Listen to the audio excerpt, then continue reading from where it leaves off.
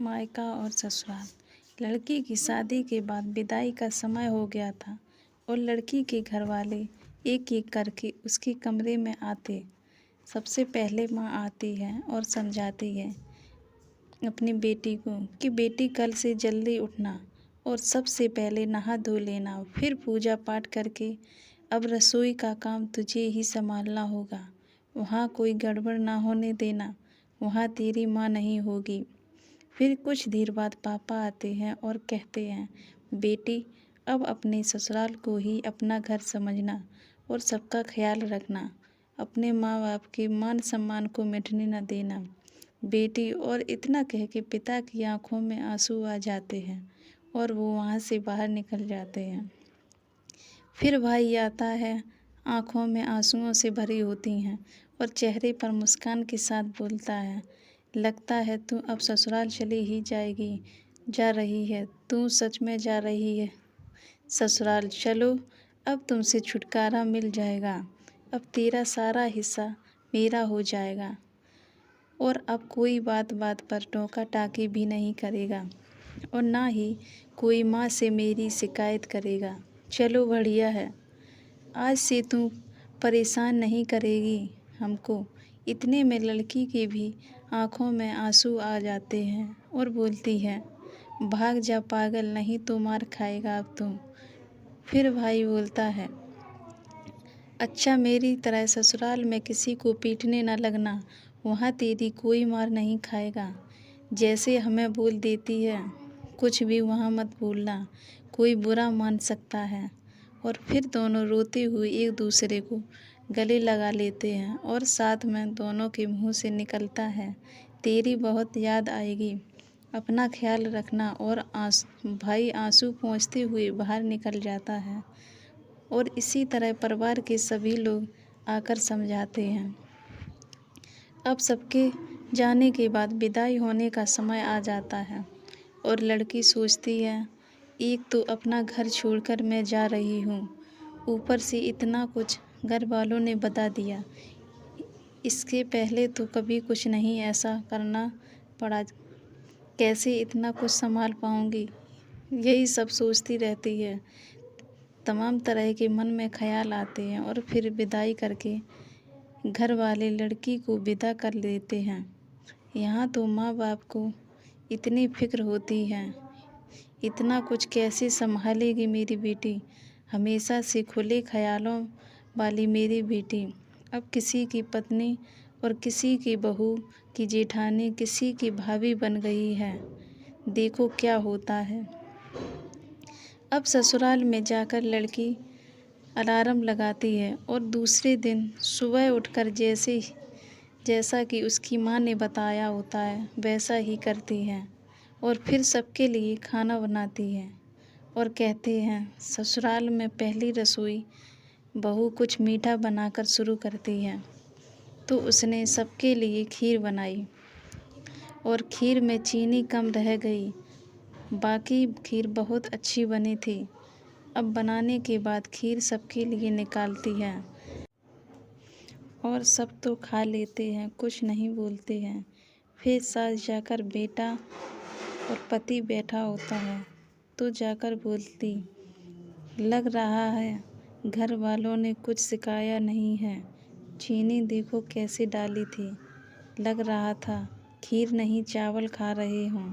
और सबसे आखिरी में बहू को खाने का रिवाज होता है, पहले तो चख कर देख भी नहीं सकती, अब तो खाकर देखती है तो सोचती है, चीनी तो कितनी कम डाली है, देखो मैं सोच ही रही थी कोई गड़बड़ ना हो जाए और हो ही गई, लेकिन कितने अच्छे हैं सभी लोग, हमसे कुछ कहे भी नहीं।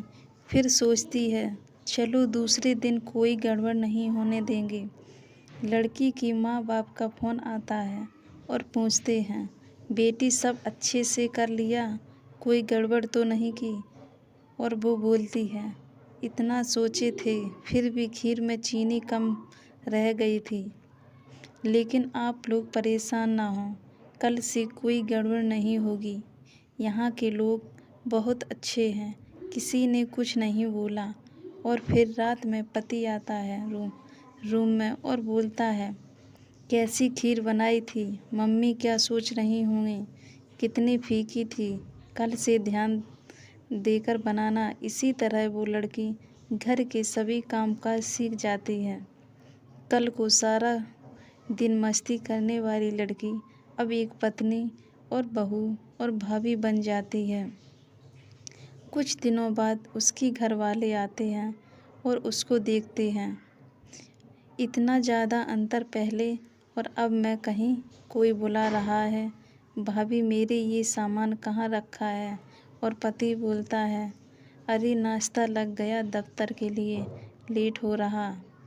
सासू माँ बोलती है, बहू जल्दी से टेबल साफ करके सबको नाश्ता लगाओ, माँ बाप आए हैं, ध्यान नहीं दे रही। और तुम्हारे ससुर भी को निकलना है।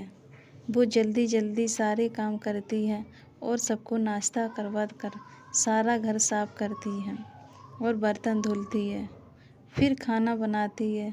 ऐसे ही पूरा दिन सबका उसका घर के काम काज में जाता है और कोई ज़रा सा भी सराहना नहीं करता।